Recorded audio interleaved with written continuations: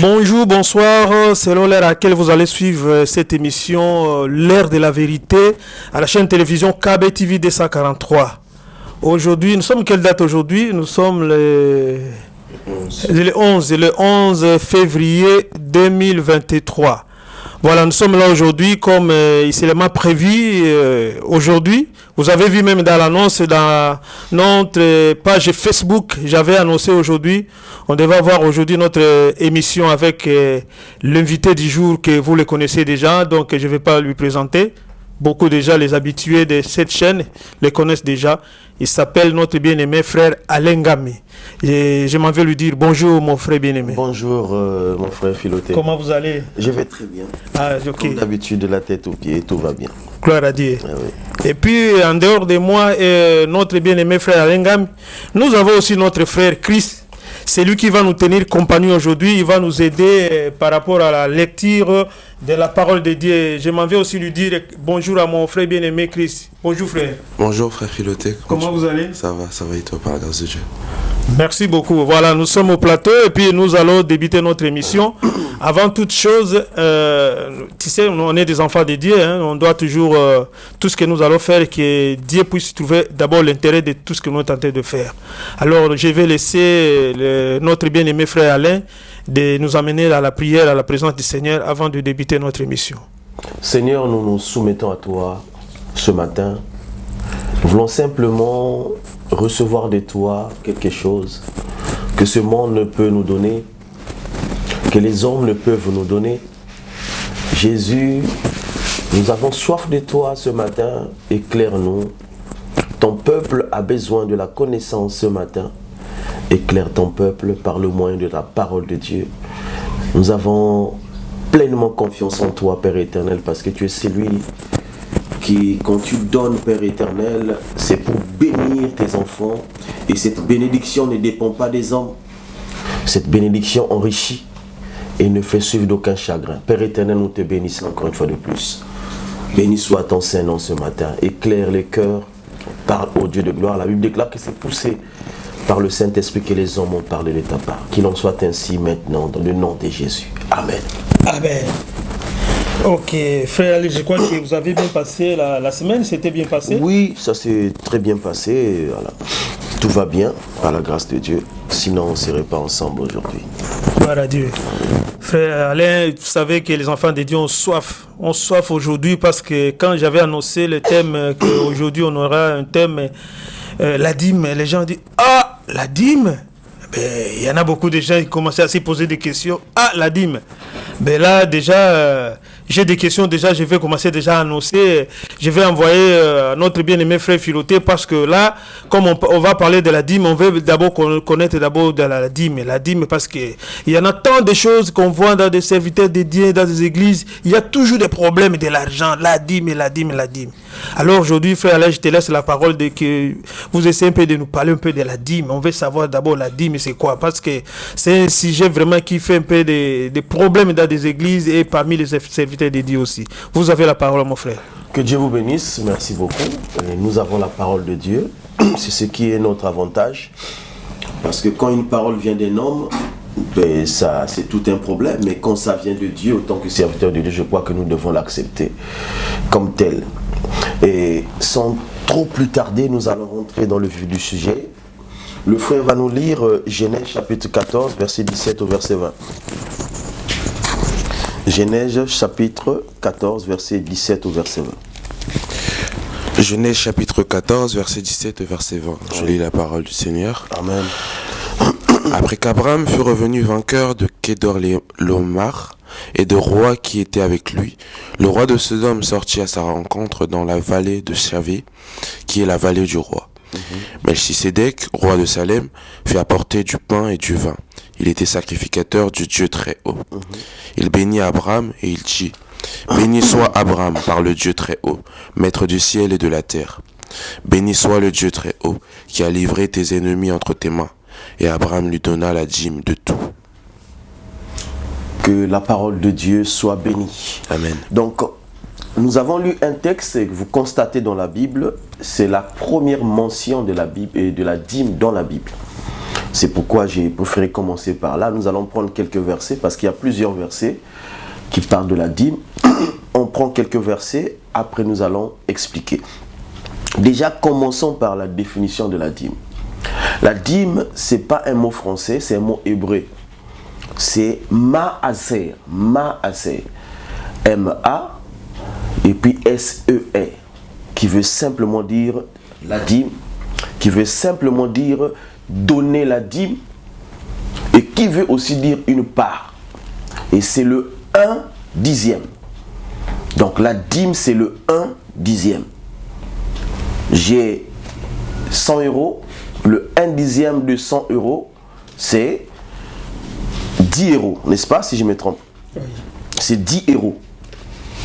J'ai 1000 euros, c'est 100 euros, le 1/10. Donc la dîme veut simplement dire le 1/10. C'est ça. Et nous voyons dans le texte comment Abraham y revient. Après avoir délivré son neveu Lot, il va voir un certain Melchisédek. Et quand la Bible le décrit dans Hébreux chapitre 7, il dit qu'il n'avait ni généalogie, ni commencement, ni fin. Vous lisez Hébreux, même le Hébreux 1, Hébreux 2, 5, on décrit cet homme-là. C'est la première apparition dans la Bible du mot dîme. Il vient, il donne la dîme de tout le butin. Le butin, c'est ce qu'il avait pris entre les mains de ceux-là qu'il avait vaincu, c'est-à-dire que les rois qui détenaient son neveu Lot. Il vient, il va tout donner à Melchisédek. Ça, c'est la première mention de la Bible. C'est pourquoi je veux aller tout doucement afin que nous puissions comprendre ce message qui fait tellement du mal à l'Église. Parce que j'ai vu les questions, quand juste la question que j'avais posée de la dîme, et j'ai vu les réactions, j'ai compris qu'il y avait un problème, frère, pour la dîme. C'est pourquoi nous sommes revenus. Le but, ce n'est pas de faire la polémique, parce qu'on ne polémique pas autour de la parole de Dieu. On dit ce qui est écrit, et on peut expliquer, et puis on peut ou ne pas accepter. Cela est écrit dans la parole de Dieu. Seulement, chacun peut donner son point de vue par rapport à ce qui est écrit. Donc ça, c'est la première mention de la dîme. La 10e partie de tes revenus. On va prendre le deuxième passage, c'est dans Genèse 28, de 20 à 22. Genèse chapitre 28, versets 20 à 22.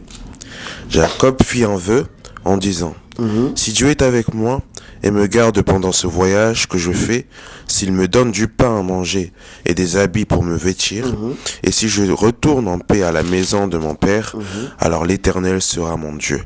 Cette pierre que j'ai dressée pour monument sera la maison de Dieu, et je te donnerai la dîme de tout ce que tu me donneras. Que Dieu te bénisse. Amen. Là, le mot dîme apparaît. Nous ne sommes pas encore dans la loi de Moïse. Retenez les versets.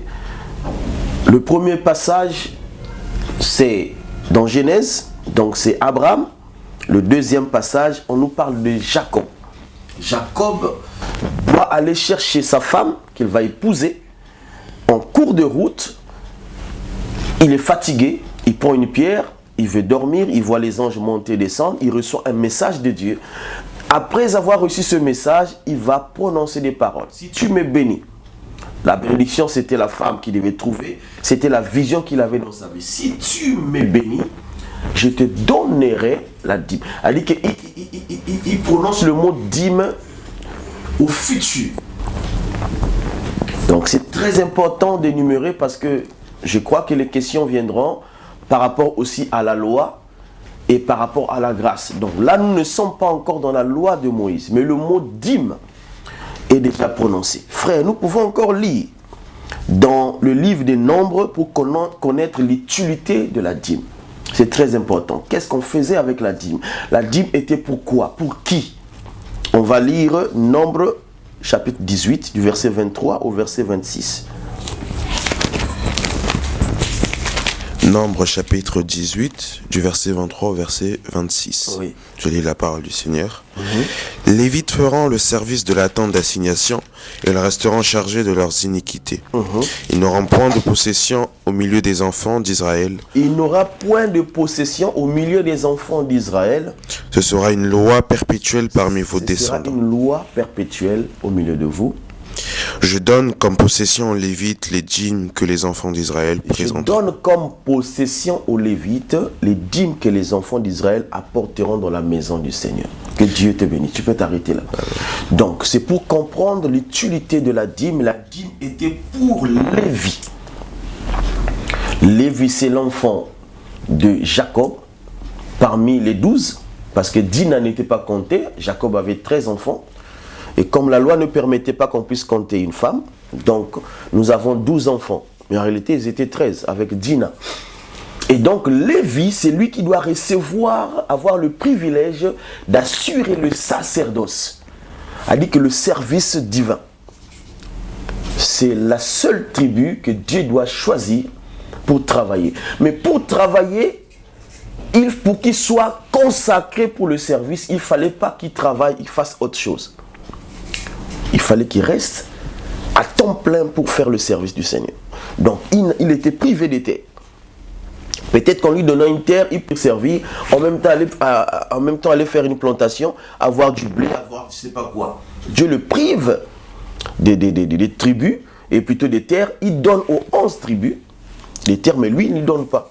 Et il demande aux 11 tribus, quand vous qui avez reçu des terres, quand vous allez avoir de l'argent, vous allez avoir des animaux, quand vous allez avoir des fruits, il faut ramener pour cette tribu qui n'a pas reçu des terres. Donc le rôle de la dîme dans l'ancienne alliance, il faut préciser, c'était de nourrir ceux-là qui n'avaient pas la capacité de manger, ceux-là qui n'avaient pas la capacité de travailler, les Lévites. L'unique tribu, c'était Lévi. Ça, c'est le rôle de la dîme. Et nous pouvons lire Hébreux chapitre 7, versets 4 à 10 pour comprendre la pensée de Genèse pour Abraham. Hébreux chapitre 7, versets 4 à 10.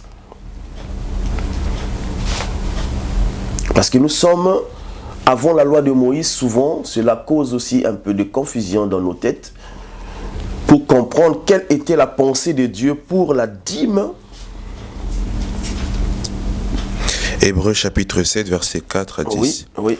Considérez combien est grand celui auquel le patriarche Abraham donne la dîme du butin. Considérez comment est grand cet homme. Le patriarche. Le patriarche, c'est Abraham. Donc déjà, lui, c'est le choix de Dieu. Mais il va reconnaître qu'il y a quelqu'un qui est supérieur à lui. Parce que Israël connaissait bien la valeur d'Abraham. Et la Bible est en train de nous préciser. C'est pour voir Abraham et voir la personne qui a perçu la dîme. Vas-y. Ceux des fils de Lévi qui exercent le sacerdoce ont, d'après la loi, l'ordre de lever la dîme sur le peuple, c'est-à-dire sur leurs frères, qui cependant sont issus des reins d'Abraham. Il répète ce qui s'est passé dans l'ancienne alliance. La dîme était prélevée pour donner aux enfants de Lévi. Vas-y. Et lui, qui ne tirait pas de son origine, il leva la dîme sur Abraham. Et lui qui ne tirait pas de son origine, on parle de Melchisédek. Il leva la dîme sur Abraham. Et il bénit celui qui avait les promesses. Bénit celui qui avait les promesses. Or, c'est sans contredit l'inférieur qui est béni C'est sans contredit l'inférieur qui est béni par le supérieur.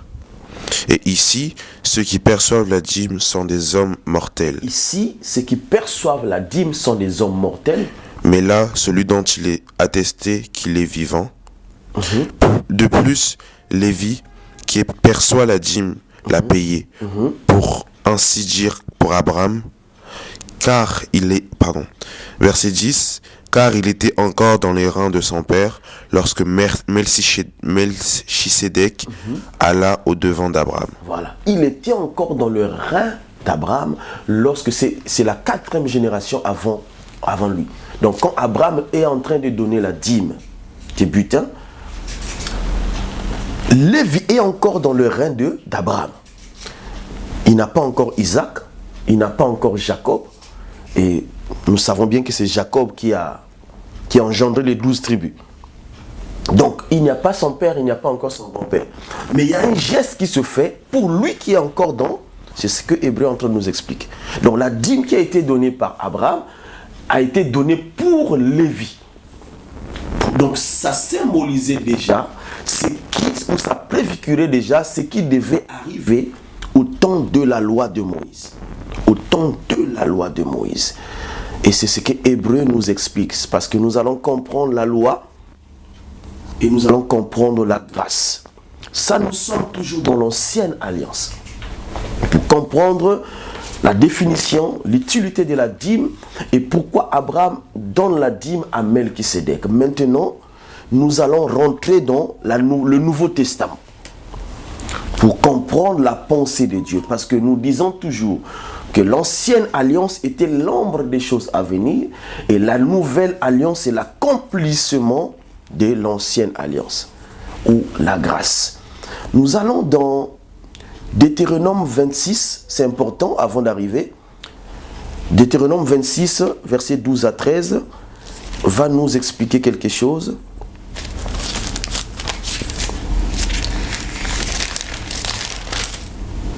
C'est pour expliquer un peu que nous ne respectons pas la dîme.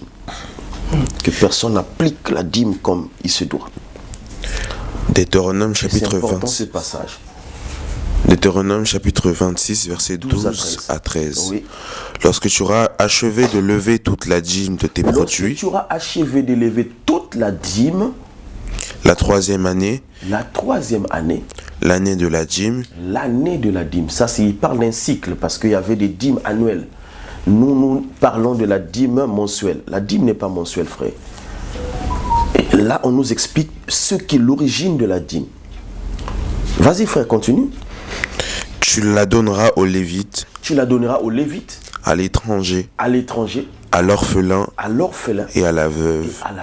Et ils mangeront et se rassasieront dans tes portes. Donc c'est pour nous dire qu'aujourd'hui, quand nous appliquons la dîme à l'église au temps de la grâce, nous ne le faisons pas tel que les anciens le faisaient.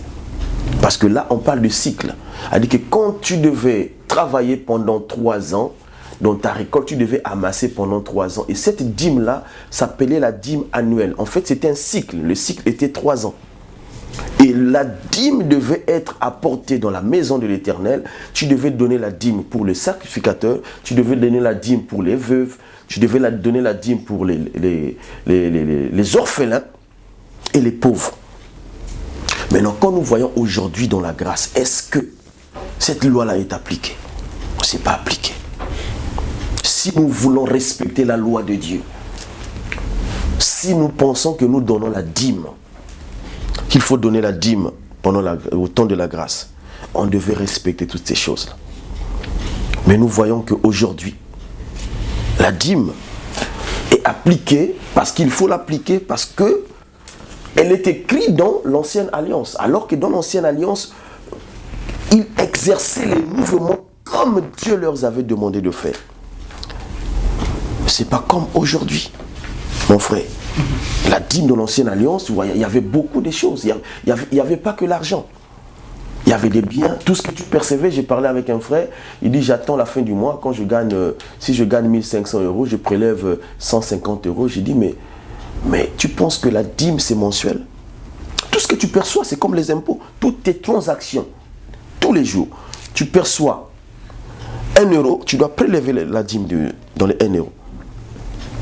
Tu perçois dans la semaine, quelqu'un te partage 100 €, 200, tu dois prélever la dîme. S'il faut respecter la dîme, on devait le faire comme ça à la fin du mois. On donne le tout. On dit que de tout ce que nous avons reçu, nous donnons la dîme. Maintenant, nous allons rentrer dans Malachie, chapitre 3, versets 7 à 10. Nous sommes toujours dans l'ancienne alliance. On ne va pas se précipiter pour aller dans la nouvelle alliance. Pour comprendre un peu, nous voulons avoir l'idée générale, la conception de Dieu dans l'ancienne alliance et pour aller dans la nouvelle alliance.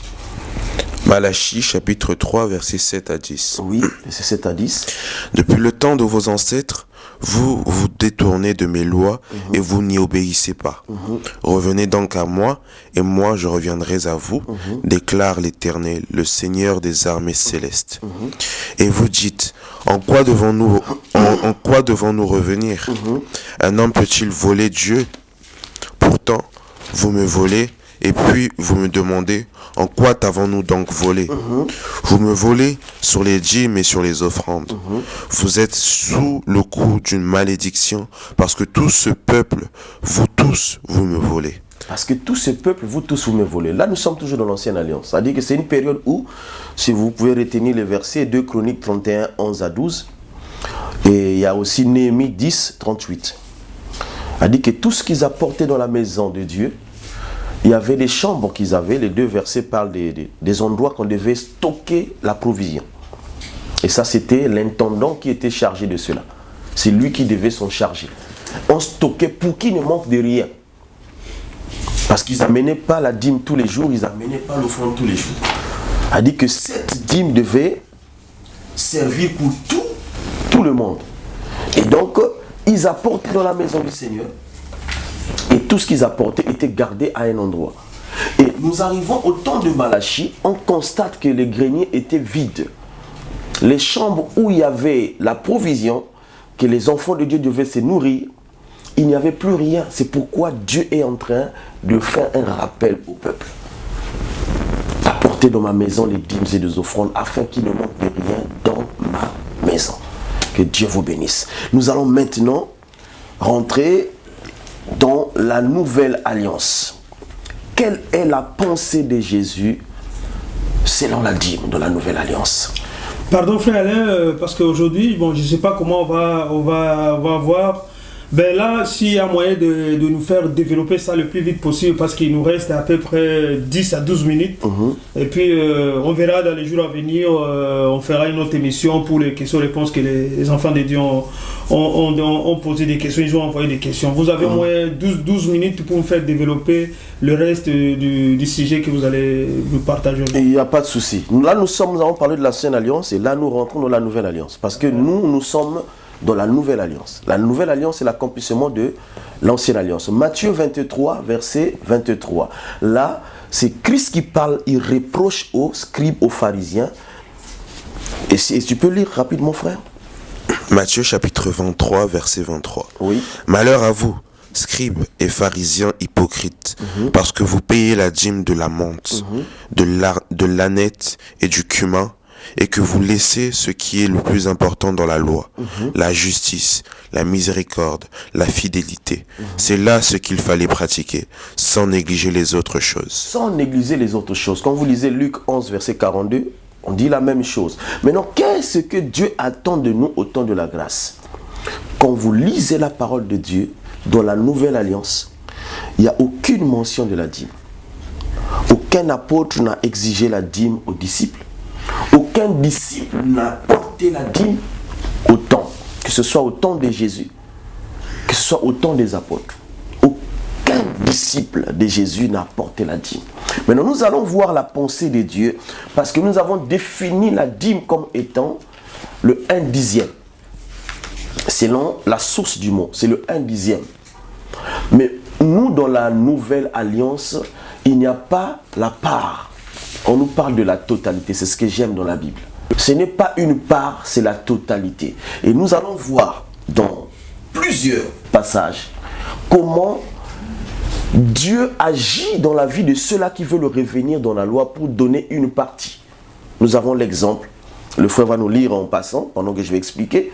Nous avons l'exemple dans les livres des Actes des Apôtres, le cas de Anania et Saphira. Et la Bible dit, le frère d'ailleurs, tu peux lire ces passages-là rapidement. Acte chapitre 4, versets 32 à 37. Pour comprendre la notion de la totalité. Dieu a besoin des hommes, des femmes qui se donnent corps et âme et esprit à lui pour son œuvre. La Bible dit dans Jean 3,16, il a tant aimé le monde parce que la dîme, c'est un acte d'amour. Pour obéir à une loi, il faut d'abord aimer cette loi. Dieu a tant aimé le monde et qu'il a donné son Fils unique. Il a donné la totalité parce que Christ, c'est Dieu lui-même. Il s'est donné lui-même. Il n'a pas donné une partie de lui, il a donné la totalité de lui. Vas-y, frère. Actes chapitre 4, versets 32 à 37. Oui, vas-y. La multitude de ceux qui avaient cru n'était qu'un cœur et qu'une âme. Nul ne disait que ses biens lui appartenaient. Nul ne disait que ses biens lui appartenaient. Les choses commencent à changer. Ça, c'est le début de l'église. L'église primitive. Notre église à nous. Ce n'est pas le temple, ce n'est pas le tabernacle. Mais nous sommes, dans notre époque, l'église primitive, les actes des apôtres. C'est les actes qui ont parlé de tout ce qui s'est déroulé dans l'église. C'est pourquoi on l'appelle les actes des apôtres. Vas-y, frère.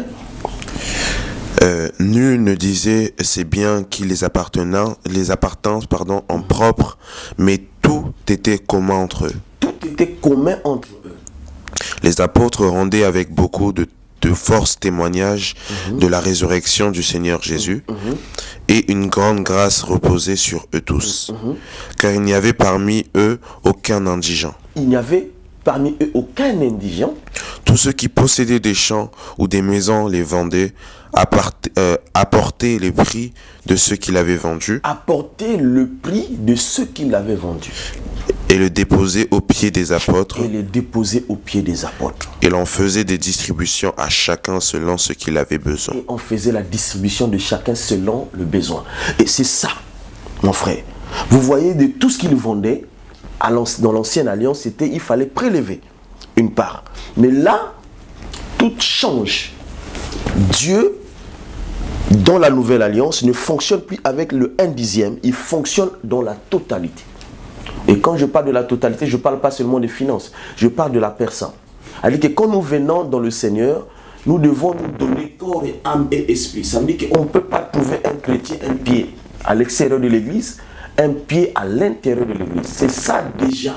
L'offrande parfaite de Dieu, c'est de donner lui-même corps et âme et esprit. Il a dit qu'il a donné sa vie pour l'humanité. C'est ça.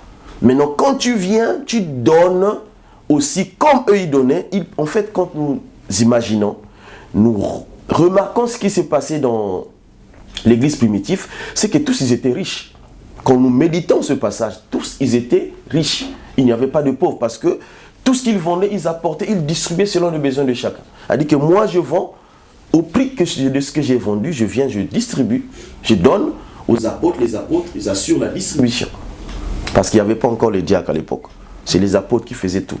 Là nous sommes dans acte 4, c'est dans acte 6 que nous voyons le besoin que les diacres interviennent. S'il y avait les diacres avant, c'était au pied des diacres qu'ils devaient remettre, et c'est les diacres qui devaient être chargés pour la distribution. Donc là nous voyons un changement. Un changement. Maintenant, regardons la pensée de Ananias et Saphira dans Actes des Apôtres, chapitre 5, donc la suite juste, à partir du premier verset. Nous allons comprendre que ce couple voulait rentrer dans la conception de la dîme. Il voulait prendre une part pour donner à Dieu.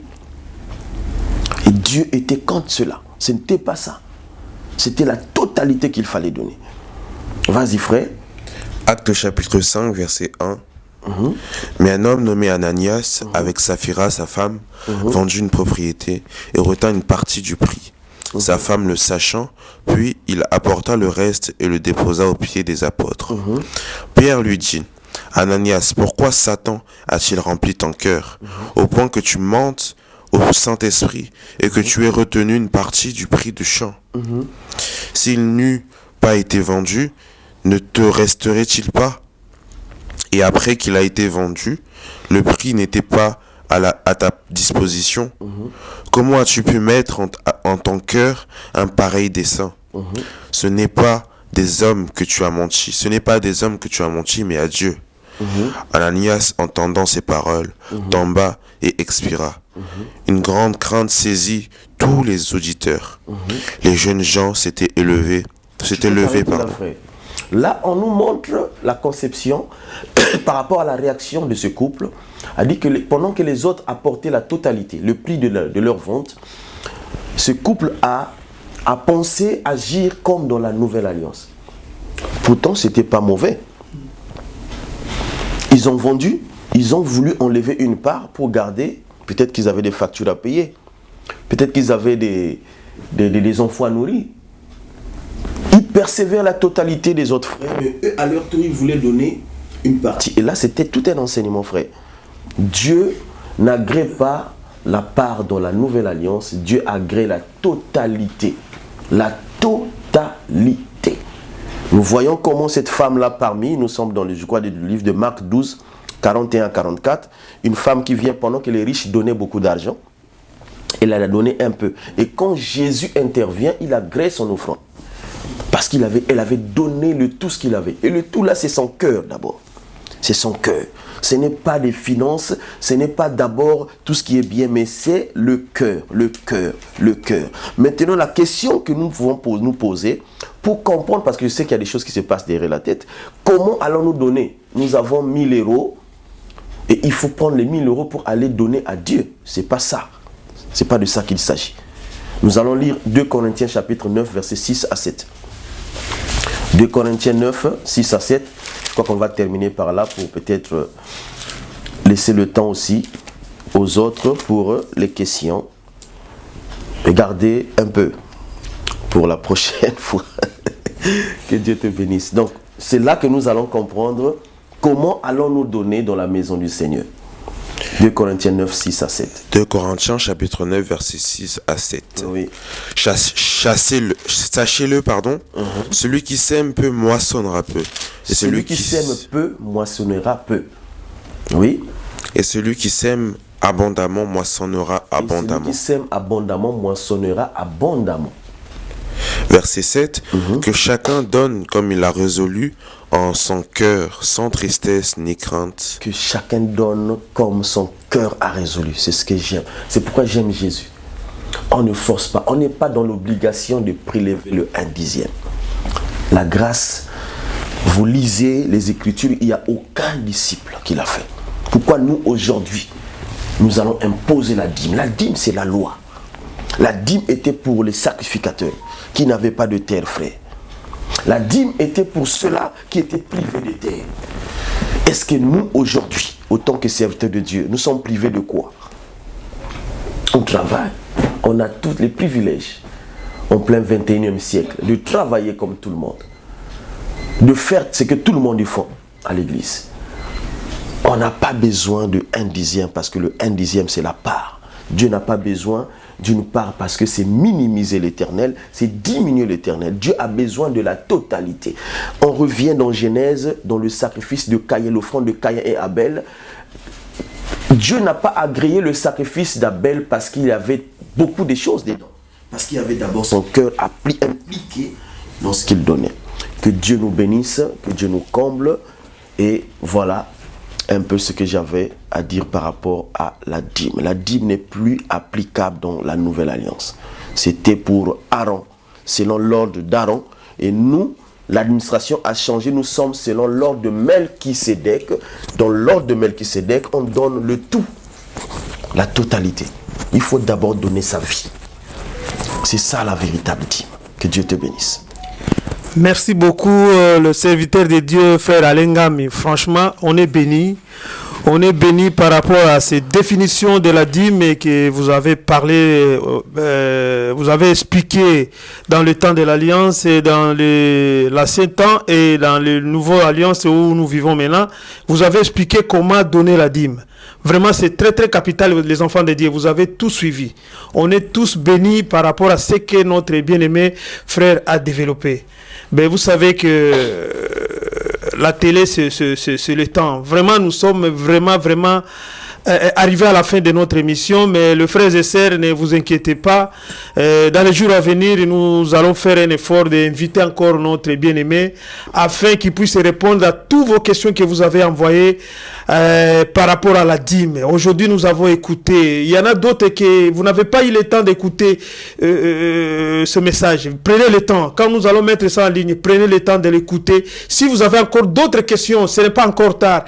Envoyez vos questions. Et puis, la prochaine fois, quand nous allons inviter le serviteur de Dieu, Alengami, il va essayer encore de répondre avec toutes vos préoccupations que vous allez donner. Voilà, nous sommes vraiment très très contents. Nous sommes arrivés à la fin de l'émission. Moi qui étais votre humble serviteur, Philoté Alimas, qui vous a présenté cette émission. Et puis derrière les caméras, c'était notre bien-aimé frère Chili de Paris. C'est lui qui nous a tenu compagnie à travers cette émission. Et il y a aussi notre frère Kiss qui était avec nous, qui nous a tenu compagnie avec le lecture biblique. Et puis la réalisation, ça sera faite par notre bien-aimé David Alimas qui va faire cette réalisation. Nous sommes à la fin de notre émission. Frère Alain, si vous avez un mot que nous allons se séparer, si vous avez un mot de la fin. Le mot, c'est les questions. Nous avons besoin des questions pour retourner. Et on ne peut pas tout dire en ce qui concerne la dîme en 30 minutes. Vous voyez là, il y a plein de choses qui n'ont pas été dites. Nous avons par exemple le 1/5. C'est pour dire que on ne peut pas aujourd'hui parler de la dîme. Personne ne peut respecter la loi dans le domaine de la dîme. Il y avait le 1/5 par exemple dans Deutéronome. Et ces choses-là, il faut l'expliquer. Ce n'est pas seulement ce que tu prélèves à la fin du mois. Et si nous avons failli dans ce domaine-là, je crois qu'on peut faire recours à la parole de Dieu et comprendre que la dîme dans l'ancienne alliance n'est pas applicable parce que personne ne peut respecter la dîme. Dans la dîme, personne ne peut la respecter. Donc appliquons la parole de Dieu pour alléger la tâche aux serviteurs et aux servants de Dieu, afin qu'ils servent l'Éternel avec un cœur, frère. Prélever le 1/10, ça fait mal à beaucoup de gens. J'écoute beaucoup de témoignages, c'est pas facile.